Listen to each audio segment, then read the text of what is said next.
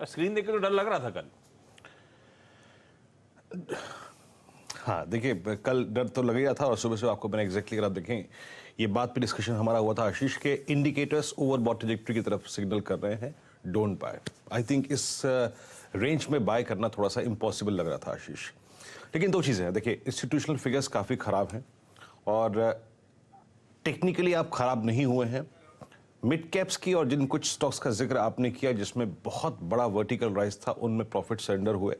लेकिन एक और चीज़ थी, हर चीज़ खराब होने के बीच में HDFC bank at day high, Kotak, strong और रिलायंस, ये तीन महत्वपूर्ण स्टॉक्स डे हाई की ट्रेजेक्ट्री में और एक बहुत स्ट्रॉन्ग ट्रेजेक्ट्री में क्लोज हुए थे जो कि आपके डाउन साइड को रेस्ट्रिक्ट कर रहे थे।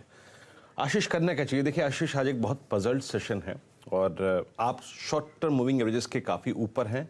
FIs के नेगेटिव अप्रोच, कुछ स्टॉक्स अच्छा कर रहे हैं और कुछ स्टॉक्स काफ़ी अगर आप देखिए खराब कर रहे हैं। एक जोन है जिसके नीचे शॉर्ट ट्रेड लेंगे लेकिन उस जोन के ऊपर लॉन्ग की अप्रोच ही रहेंगे और डिप्स को बाय करेंगे। याद रखिएगा, उस डिप को आप बाय करेंगे तो रिस्क रहेगा, लेकिन अगर आप रिस्की ट्रेडर हैं तो उस डिप को बाय कीजिएगा और उस लेवल के नीचे शॉर्ट। क्यों? इंस्टीट्यूशनल फिगर्स काफ़ी खराब, 300 करोड़ रुपए की सेलिंग, दोनों अगर आप देखें तो FIs और DIs के। 1770 करोड़ रुपए का FIs का इंडेक्स बाय है। याद रखिएगा, आप देखिए कंफ्यूजन क्या है, आपने कैश में सेलिंग करी लेकिन आप इंडेक्स बाय करके ले गए 1770 करोड़ रुपए का, और छोटा मोटा नहीं, 22,000 कॉन्ट्रैक्ट लॉन्ग। स्टॉक फ्यूचर्स में 2147 करोड़ रुपए की सेलिंग करी, 20,000 कॉन्ट्रैक्ट शॉर्ट, और बड़ी बात यह है कि कॉल शॉर्ट है 61,000 और 29,000 पुट लॉन्ग। तो बहुत अगर आप देखें कंफ्यूज करने वाला डेटा है, लेकिन इसको कुछ लेवल से डिफाइन कर लेते हैं आशीष। निफ्टी में 18,500 और 600 की कॉल में सबसे बड़ी कॉल राइटिंग है। याद रखिएगा 550, 590, 580 ये एक स्ट्रॉन्ग सप्लाई जोन रहेगा, और नीचे की तरफ याद रखिएगा 350 और 310 ये एक इंपॉर्टेंट बेस है। ये इंपॉर्टेंट बेस इसलिए है क्योंकि हमारे इस वीकली कॉन्ट्रैक्ट में और मंथली कॉन्ट्रैक्ट में 18,300 की पुट सबसे स्ट्रॉन्ग OI होल्ड करती है। अगर आप कंफर्टेबल हैं इंडेक्स को ट्रेड करने में, एक्सट्रीम वोलेटिलिटी को, तो याद रखिएगा आपकी अप्रोच क्या होगी। डिप्स को बाय करना है अबव 310, 350, स्टे लॉन्ग की अप्रोच रखनी है, शॉर्टिंग की अप्रोच नहीं रखनी है। याद रखिएगा इस लेवल के ऊपर डिप्स को बाय, और ऊपर आपका 550, 580 एग्जिट जोन रहेगा। ट्रेड जोन आशीष यही है, नीचे 350, 310 और ऊपर की तरफ 580 और 610। ऐसे आपको निफ्टी को अप्रोच करना है। और याद रखिएगा एक अलर्ट, 310 और 350, 18,350, 310, उसके नीचे अगर क्लोजिंग आती है या ड्यूरिंग द डे हम ट्रेवल करते हैं आशीष, तो मैं 18,200 के पुट कुछ समय के लिए होल्ड करना चाहूंगा।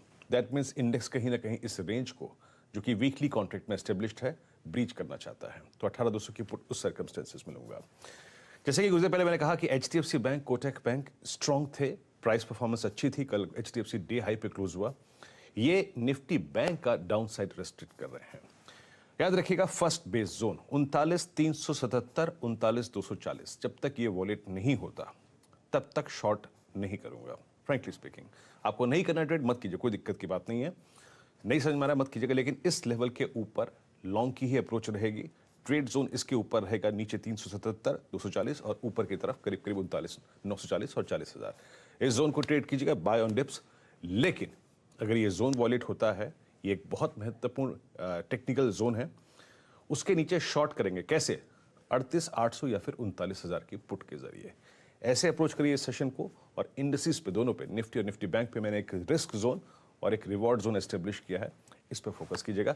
इसके नीचे स्टे लॉन्ग की अप्रोच, बाय ऑन डिप्स की अप्रोच, और इसके नीचे लॉन्ग पुट्स की अप्रोच। आशीष, तो इंस्टीट्यूशनल फिगर्स खराब हैं, 3,000 करोड़ रुपए की सेलिंग का आंकड़ा